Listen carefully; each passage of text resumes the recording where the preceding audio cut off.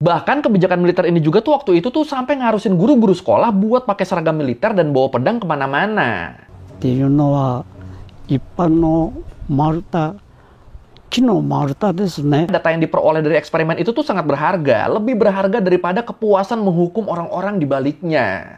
Udah lama kita nggak bahas penjajahan ya, makanya sekarang gue pengen ngebahas penjajahan Jepang di Korea. Ya, penjajahan Jepang di Korea ini kan emang kontroversial banget nih, terkenal banget karena kekejamannya. Belum lagi terus Jepang juga kan berusaha ngapus sejarah dan budaya Korea. Yang pastinya hal ini ngebikin orang Korea masih banyak yang ngerasa belum dapat keadilan atas apa yang udah terjadi sama mereka di masa lalu. Ya gimana, soalnya yang dilakuin Jepang tuh emang kejam banget sih waktu itu. Tapi emang apa aja sih yang udah dilakuin Jepang di Korea sampai penjajahannya sekontroversial itu? Dan apa aja yang udah dilakuin Jepang sebagai bentuk pertanggungjawaban mereka? Ya udah kalau gitu, ayo langsung kita bahas gimana kejamnya penjajahan Jepang di Korea di Learning by Googling.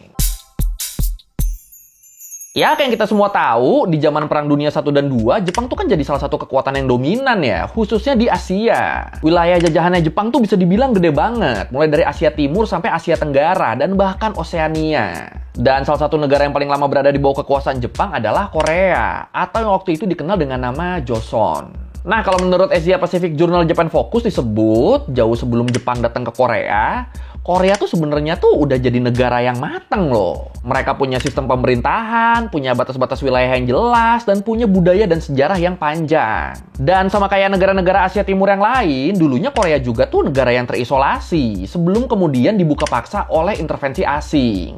Atau dalam hal ini Korea dibuka paksa sama Jepang. Dan waktu itu di era Joseon, Korea tuh kan jadi negara protektorat dari Qing ya. Atau yang artinya Joseon adalah negara yang berada di bawah kekuasaannya dinasti Qing, China. Jadi Joseon tuh harus ngasih upeti segala macam tuh ke Qing tuh. Tapi terus kalau ada apa-apa, Joseon bakal dilindungin sama Qing.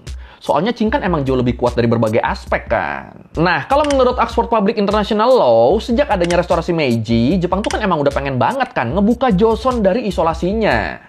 Tapi gagal terus karena Joseon tuh selalu nolak. Mereka bener-bener nggak mau tuh ada keberadaan dan intervensi asing di negaranya. Sampai akhirnya di tahun 1876, Jepang berhasil ngebikin Joseon mau nandatanganin perjanjian Kanghwa atau dikenal juga sebagai Perjanjian Jepang-Korea.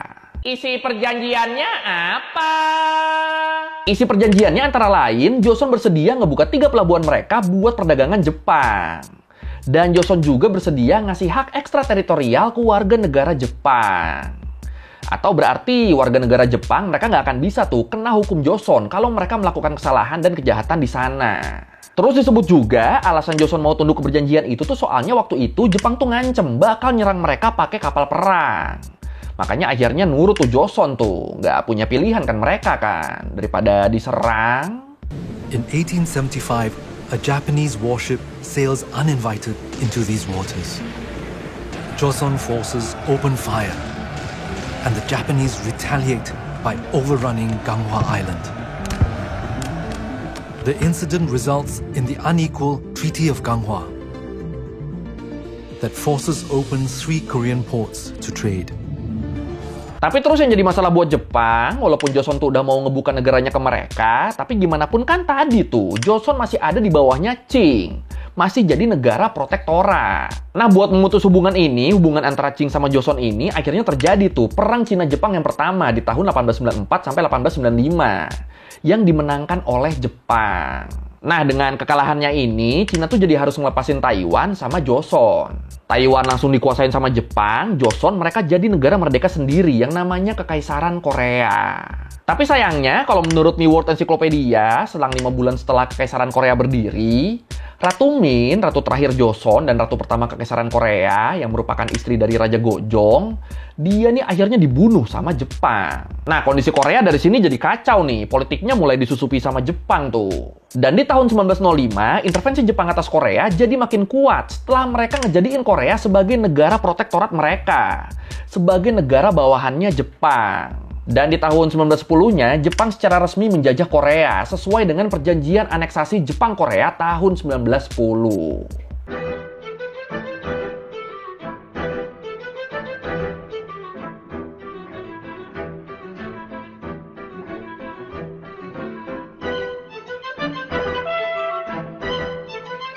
Nah, yang kocak nih kalau menurut Texas A&M University, sebagai pembenaran atas penjajahannya, waktu itu Jepang tuh menugaskan para dokter dan ilmuwan mereka buat nyari alasan yang valid yang bisa dijadikan dasar penjajahan mereka terhadap Korea.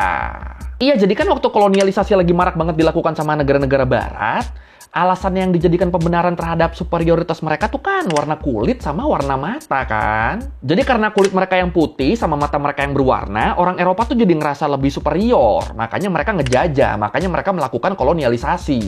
Nah, kalau Jepang kan nggak bisa pakai alasan itu, nggak bisa pakai alasan fisik. Ya, fisik Jepang sama Korea kan mirip-mirip ya.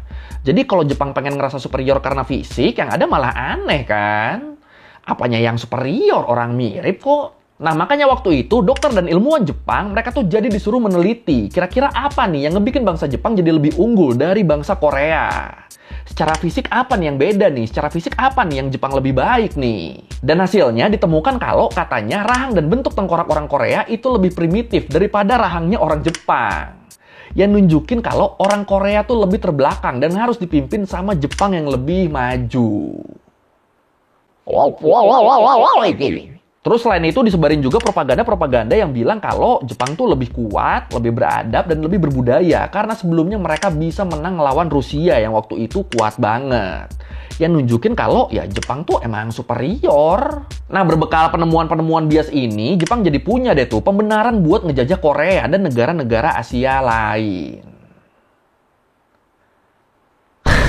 Nah, kalau menurut The Alliance for Citizen Engagement disebut, di awal era kekuasaan mereka di Korea, Jepang tuh menerapkan kebijakan militer yang keras dan represif. Karena waktu itu banyak terjadi pemberontakan-pemberontakan dari warga Korea yang nggak terima dengan penjajahan ini. Terus sebagai bentuk pengendalian, waktu itu orang Korea tuh dilarang berkumpul dan berpendapat. Sama pers Korea juga tuh bener-bener dibatasi dan dipantau banget. Bahkan sekolah swasta tuh waktu itu sampai pada ditutup loh, karena dianggapnya nggak sesuai sama standarnya Jepang. Bener-bener semua anak harus sekolah di sekolah negeri, soalnya sekolah negeri tuh udah disusupi dan dikontrol sama Jepang. Bahkan kebijakan militer ini juga tuh waktu itu tuh sampai ngarusin guru-guru sekolah buat pakai seragam militer dan bawa pedang kemana-mana. Termasuk kalau lagi ngajar di kelas sebagai bentuk dominasi mereka. Terus pelajaran yang diajarin juga tuh jadi pada mengagungkan Jepang. Dan semua yang berkaitan sama budaya Korea itu dilarang buat diajarkan. Terutama di sini sejarah Korea yang emang sejak awal tuh udah pengen dihapuskan. Terus artefak-artefak dan warisan dari sejarah panjang Korea juga tuh pada dihancurin dan dibakar. Dan sebagian diangkut-angkutin ke Jepang, biar orang Korea nggak kenal sama sejarah mereka sendiri. Rese juga ya. Kalau menurut National Research Institute of Cultural Heritage disebut, dari total hampir 250.000 artefak Korea yang ada di luar negeri saat ini, sebanyak 43,9%-nya itu tuh ada di Jepang. Atau berarti hampir 110.000-nya dimiliki sama institusi dan individu dari Jepang. Banyak amat jer yang di Jepang. Terus kalau menurut The Korea Times, waktu itu mulai tahun 1938, semua sekolah dan universitas di Korea itu wajib pakai bahasa Jepang. Karena mereka pelan-pelan pengen ngehapus bahasa Korea. Terus yang gila nih, Jepang juga tuh ngeluarin aturan yang bilang, kalau orang Korea pengen diizinin sekolah, kerja, atau dapat jatah makan dan perlengkapan serta kebutuhan lainnya, mereka tuh harus mengganti nama mereka pakai nama Jepang dan beribadah di kuil Shinto. Dan udahlah, mau nggak mau jadi pada ganti nama dan jadi pakai nama Jepang. Ya gimana? Kalau nggak gitu kan jatuhnya jadi nggak bisa hidup kan. Disebut sebanyak 80% orang Korea waktu itu secara sukarela tanpa paksaan ngeganti nama mereka jadi nama Jepang. Tanpa paksaan nih. Iya, tanpa paksaan tapi diancam nggak dapat makan dan lain-lainnya. Ya, tanpa paksaan banget tuh. The government is currently conducting a thorough review of the document. And already it has identified more than 1,000 victims who were previously unknown. And it expects to confirm more victims of Japan's colonial era once it goes through all the documents. Dan kekejaman paling kontroversial yang dilakuin Jepang di Korea tuh terjadi waktu Perang Dunia II pecah. Waktu itu Jepang tuh ngirim sekitar 450.000 laki-laki Korea ke medan perang demi ngebela Jepang. Sambil mereka juga memperbudak wanita-wanita Korea buat dijadikan wanita penghibur. Menurut perkiraan Jepang, jumlah perempuan Korea yang dijadiin wanita penghibur waktu itu tuh berkisar antara 10.000 sampai 200.000 orang. Tapi terus angka ini dianggapnya nih terlalu konservatif nih, dianggapnya terlalu sedikit. Soalnya kalau menurut sejarawan Korea, jumlah aslinya tuh bisa jauh lebih banyak dari itu tuh. Bahkan bisa mencapai 500.000 orang. Dan yang bikin makin gak habis pikir nih, ternyata banyak dari wanita-wanita ini yang justru dijebaknya tuh sama orang Koreanya sendiri loh.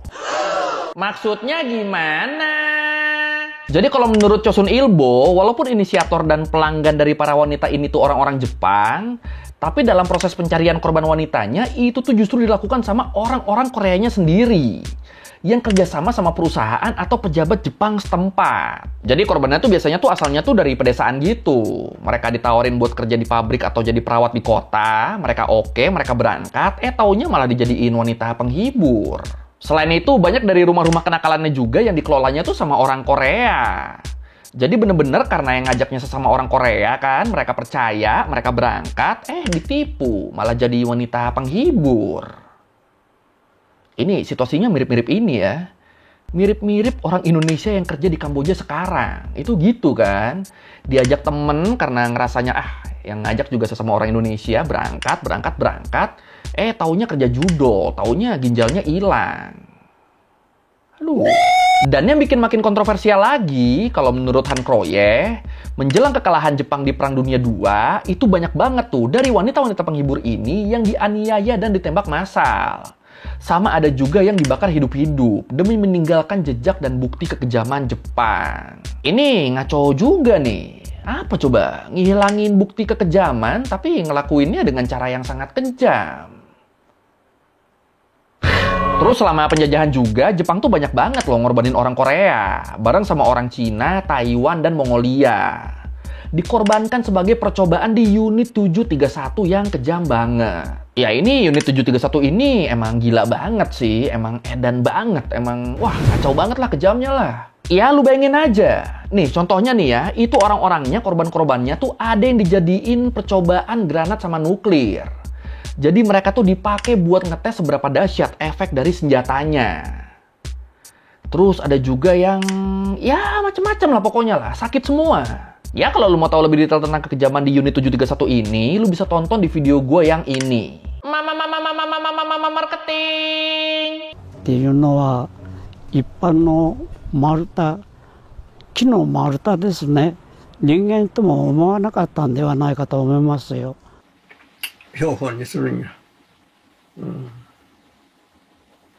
だから一日に生きとるの3人か4人か解剖したよ。 Dan ya, penderitaan dari semua korban-korbannya Jepang ini bener-bener baru berhenti ketika Jepang kalah di Perang Dunia II di bulan Agustus 1945. Tapi di sini yang harus kita ingat, selama periode penjajahan Jepang di Korea ini, usaha-usaha orang Korea buat memberontak tuh ada ya, tetap ada. Tapi ya sayangnya selalu kalah. Ya kan tadi kan, kalau menurut Britannica, sejak awal juga sebenarnya orang Korea tuh nggak suka mereka dijajah sama Jepang. Apalagi setelah ratu mereka dibunuh dan raja mereka digulingkan. Makin-makin tuh mereka tuh dendam kesumat mereka sama Jepang. Tapi terus di sisi lain mereka juga nggak bisa ngapa-ngapain. Ya mau ngelawan juga gimana? Kumpul-kumpul aja dilarang kan? Apalagi waktu itu militer Jepang juga kan jauh lebih maju. Bisa ngalahin Cina sama Rusia lagi. Sedangkan Korea dari dulu kan buat perlindungannya aja mereka kan ngandelin Qing kan. Jadi ya udahlah pasti kelar mereka kalau harus ngelawan Jepang. Jadi kalaupun ada perlawanan ya biasanya tuh perlawanan-perlawanan kecil aja dan itu udah pasti langsung diringkus. Tapi terus ada satu momen nih yang jadi titik balik perlawanan orang Korea di mana banyak orang Korea yang bersatu buat ngelawan rezim Jepang. Yaitu momen setelah Raja Gojong meninggal di tanggal 21 Januari 1919. Nah, kematian raja ini jadi memotivasi banyak orang buat turun ke jalan dalam perlawanan anti Jepang di tanggal 1 Maret 1919. Bener-bener waktu itu pemberontakan terjadi di mana-mana tuh di seluruh Korea. Kalau menurut Heaven Culture, World Peace Restoration of Light disebut, waktu itu sekitar 500.000 sampai 2 juta orang Korea padat turun ke jalan dan ngebikin kerusuhan di lebih dari 600 titik. Terus sama ada 33 intelektual Korea yang ngajuin petisi kemerdekaan dan udah memproklamasikan kemerdekaan Korea. Tapi terus petisi dan proklamasinya ditolak nih sama Jepang. Dan perlawanan ini akhirnya dihentikan dengan kekerasan oleh gabungan militer Angkatan Darat dan Udara Jepang. Kekerasan yang menewaskan 7.500 orang dan menyebabkan 16.000 orang luka-luka dan 47.000 orang ditangkap. Dan perlawanan 1 Maret inilah yang jadi cikal bakal perang Korea nantinya. Perang yang ngebikin Korea kebagi jadi 2. Kenapa bisa jadi perang Korea? Soalnya ternyata waktu itu dalam menggerakkan massa dan melakukan perlawanan terhadap Jepang, Korea tuh jadi kebagi 2 kubu. Kubu nasionalis sama sosialis komunis. Cuma sayangnya walaupun memakan banyak korban, tapi pihak Jepang tuh tetap nggak memberikan kemerdekaan yang diinginkan oleh rakyat Korea. Malah yang ada makin parah tuh kan tadi kan selama Perang Dunia II kan. Makin kejam dan nggak manusiawi penjajahannya. Dan ya sama kayak negara-negara jajahan Jepang lain, Korea akhirnya baru merdeka di bulan Agustus 1945 setelah Jepang kalah di Perang Dunia II. Merdeka setelah dijajah selama 35 tahun. Selamat.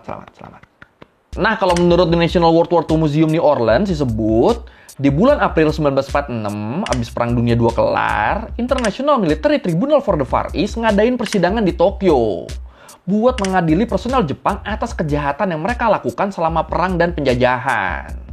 Persidangan yang dikenal dengan nama Tokyo Trial dan Tokyo War Crimes Tribunal. Di situ sebanyak 28 orang petinggi Jepang semasa perang diadili, termasuk Perdana Menteri, para jenderal, dan menteri-menteri. Tapi Kaisar Hirohito yang memerintah Jepang sejak tahun 1926, dia nih sama sekali nggak diadili. Karena dianggap dia perlu ada demi stabilitas Jepang pasca perang. Keputusan yang pastinya sampai sekarang masih jadi kontroversi nih. Terus 28 orang yang diadili tadi, mereka tuh dibagi ke dalam 3 kategori kejahatan. Kategori yang pertama tuh itu kejahatan terhadap perdamaian, kayak merencanakan dan melancarkan perang agresi. Terus kategori yang kedua itu kejahatan perang, yang mencakup perlakuan brutal terhadap tawanan perang, pembantaian tanpa pandang bulu, dan sejenisnya. Terus kategori yang ketiga itu adalah kejahatan terhadap kemanusiaan, kayak pembunuhan massal, perbudakan, dan sejenisnya. Nah, dari 28 orang ini, 7 orang akhirnya dihukum mati, termasuk Perdana Menteri Hideki Tojo. Terus 16 orang dihukum seumur hidup, 2 orang dipenjara 20 tahun, 1 orang 7 tahun, dan 2 orang lagi dibebaskan karena kurangnya bukti. Tapi gilanya nih, buat kejahatan eksperimental yang dilakuin sama Unit 731, itu nggak diadili loh, nggak dihukum loh. Kenapa nggak dihukum? Soalnya unit 731 itu dilindungin sama Amerika Serikat. Iya, jadi kalau menurut Pacific Atrocities Education, Amerika tuh ngasih kekebalan hukum gitu buat Unit 731. Soalnya kata mereka, data yang diperoleh dari eksperimen itu tuh sangat berharga, lebih berharga daripada kepuasan menghukum orang-orang di baliknya. Jadi sebagai imbalan dibebaskannya mereka dari hukuman, Jepang tuh harus ngasih data-data yang mereka dapat selama eksperimen di Unit 731 ke Amerika. Dan ya pastinya hal ini juga sangat kontroversial lah, khususnya di negara-negara yang penduduknya tuh banyak dijadiin kelinci percobaan. Bener-bener mereka pada sakit hati tuh ngelihat Jepang akhirnya bisa lolos dengan ngasih data-data eksperimennya ke Amerika. Aduh, jadi emosi ya. Over in Tokyo, Japanese war criminals face their trial, led by ex-premiers Tojo and Shigemitsu. One moment of slapstick, as one of Tojo's fellow prisoners just can't resist that bald head. Nah, kalau ada yang nanya ke gue dampak jangka panjang paling besar dari penjajahan Jepang di Korea tuh apa? Kalau menurut gue sih jawabannya ya terbaginya Korea jadi 2 negara sih. Terbaginya Korea jadi Korut sama Korsel. Apalagi kalau menurut National Center for Education Statistics disebut kalau Jepang nggak pernah ngejajah Korea, kemungkinan perang Korea tuh nggak akan pernah terjadi loh. Soalnya perang Korea tuh kan bisa terjadi karena ada 2 kubu yang berbeda kan, ada nasionalis sama komunis. Dan cikal bakal tumbuhnya 2 ideologi yang berbeda ini ya karena keberadaan Jepang. Karena sekelompok orang ngerasa caranya komunis lebih baik dalam melawan Jepang, tapi terus kelompok lain ngerasa cara yang lebih nasionalis tuh lebih baik. Jadinya mulai deh tuh mereka tuh pada kebagi, yang akhirnya jadi gampang dipengaruhi sama asing. Yang utara dipengaruhi sama Uni Soviet, yang selatan dipengaruhi sama Amerika. Tapi terus yang kocak nih, kalau menurut The National Interest, setelah Korea kebagi jadi 2 pun, itu dua-duanya tetap ogah loh, ngejalin kerjasama sama Jepang. Jadi walaupun mereka akhirnya musuhan, walaupun mereka akhirnya beda ideologi, tapi mereka sama-sama tetap masih kayak dendam sama Jepang. Bener-bener ogah sampai akhirnya di tahun 1965, Jepang minta maaf melalui perjanjian bilateral sama Korsel. Dan mereka ngasih dana kompensasi sebesar 800 juta US dollar. Atau kalau sekarang tuh berarti sekitar 8,1 miliar US dollar. Jadi kalau sama Korsel mereka udah baikan dan udah jadi salah satu mitra terdekatnya Jepang kan sekarang. Tapi kalau sama Korut itu masih musuhan tuh. Masih dianggap sebagai salah satu musuh besarnya Korut. masih suka di-spoilerin rudal sama Korut. Tapi ya, walaupun udah ada kesepakatan resmi dan udah ngasih kompensasi yang besar juga, tapi tetap banyak warga Korsel yang masih nggak puas. Yang masih ngerasa Jepang tuh belum bertanggung jawab dengan pantas. Kalau menurut The Alliance for Citizen Engagement, banyak orang Korsel yang ngerasa kalau Jepang tuh nggak ikhlas minta maafnya. Apalagi yang dihukum atas kejahatan perangnya tuh kan cuma dikit banget kan. Cuma 26 orang petinggi doang kan tadi kan. Sedangkan bawahannya yang eksekusi, yang turun langsung, yang nyiksa langsung, itu malah nggak dihukum. Terus kompensasi yang dikasih juga tuh itu nggak akan menghilangkan luka yang dialami sama para korban kan, terutama para mantan wanita penghiburnya. Makanya akhirnya di sini banyak yang nuntut Jepang supaya masukin kejahatan perang mereka ke dalam kurikulum pelajaran sekolah mereka. Pada mikirnya harusnya anak sekolah Jepang tuh mereka tuh mempelajari kejahatan yang udah dilakuin sama leluhur mereka.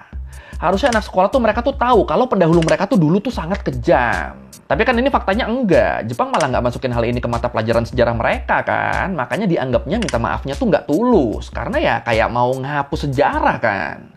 Jadi kayak mau ngapus kekejaman mereka kan. Makanya banyak banget kan orang Jepang, terutama yang muda-mudanya yang nggak tahu kalau dulunya negara mereka tuh sekejam itu. Sampai punya unit 731 segala macem lagi. Itu banyak yang nggak tahu tuh. Tapi kalau menurut tuh gimana nih? Apa yang harus dilakuin Jepang biar berasa lebih tulus minta maafnya? Silakan komen. What they want is a really simple one, official apology from, Japanese government, because it's a governmental levels of, wrongdoing, not just by one institutions or one person. Oke, sekian Learning by Googling kali ini tentang kejamnya penjajahan Jepang di Korea. Dan ya emang bener-bener ngaco sih. Dan ya yang nyebelinnya itu sih, mereka nggak masukin kekejaman mereka ini ke pelajaran sejarah mereka. Seolah pengen dilupain sama mereka. Aduh. Ya, kalau lo mau revisi kayak gue udah salah, atau lo mau nanya, atau lo nambahin video, bisa tulis di komen, kita diskusi kebiasa. Sekali lagi, thank you dan jangan lupa like, comment, subscribe. Bye.